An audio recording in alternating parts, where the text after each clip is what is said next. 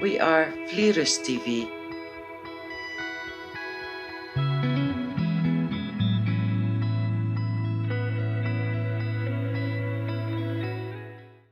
Good morning, good afternoon, good evening everyone, depending on where and when you watch this video. Welcome to the second Vlieland report. My name is Nancy, and together with my husband Folkert, we make videos about nature, wildlife, photography, and living on a wooden island, Vlieland in this case. In this episode, we are out at night during Storm Eunice, and Folkert tells us about the rings he found on dead birds. The keywords for the period from the beginning of January until now were wet, windy, very windy, cocooning with a good book or a good movie. On a quiet, fresh morning, when the sky colors on the horizon, the sea is calm, we cannot stop photographing, enjoying each other's company in silence, surrounded only by the sound of the sea and the birds on the mudflats.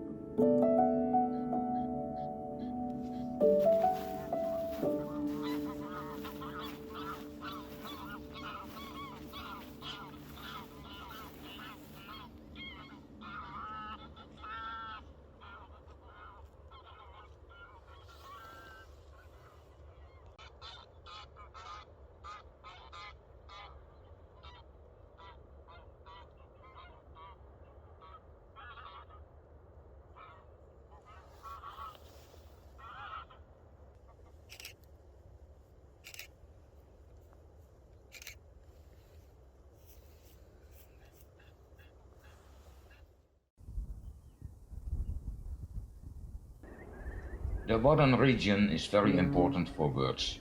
How important exactly is something we know from scientific research. Scientific research is done to see if any measures can be taken to improve the protection of the species. Many birds are ringed, so it can happen that you find a dead ringed bird.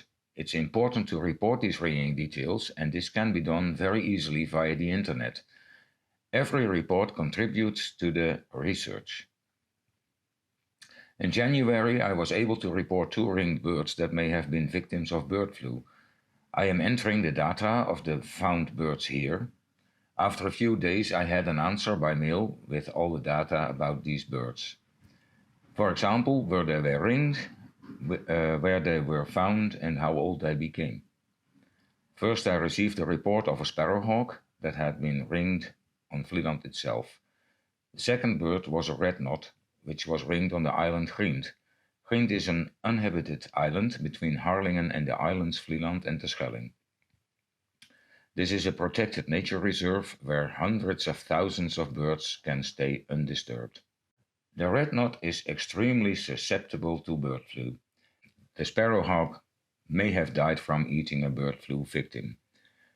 Both birds have not been tested for it. The possibility of testing does exist, but because of the bird flu outbreak, I am not collecting cadavers for further research at the moment. H5N1 bird flu can possibly infect humans.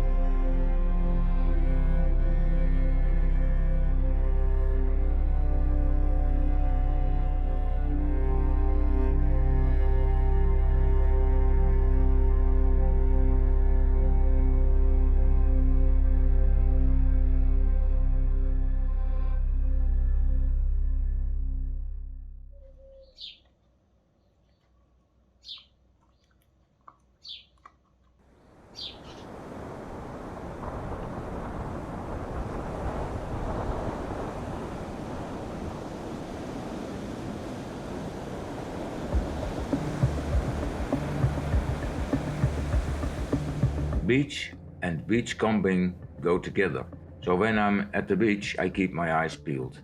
Usually there are a few ray or shark eggs on the tide line. Not all rays and sharks lay eggs, some species are live-bearing. The eggs are attached to seaweed by the fish, but they do get adrift when the weather gets rough. Most of the eggs you find on the beach have hatched. Sometimes you find a very special shell on the beach, in this case a cowrie. There are 2 different kinds of cowries in the Netherlands, the spotted and the unspotted cowrie. It is the only European cowrie.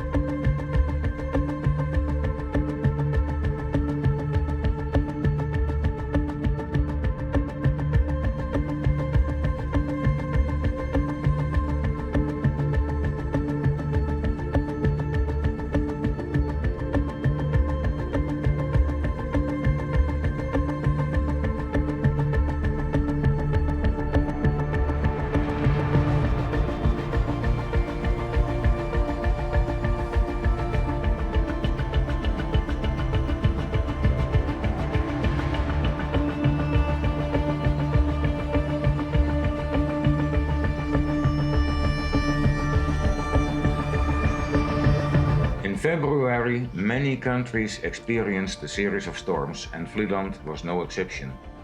It started with Dudley and ended with Franklin, but Eunice in the middle was the heaviest with peaks of Beaufort 12.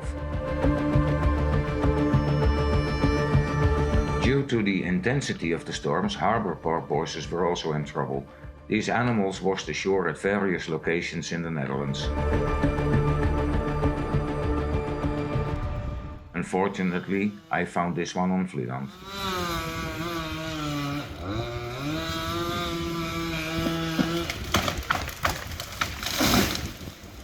Vlieland is used to some storms, but as a precaution some trees had to be cut down.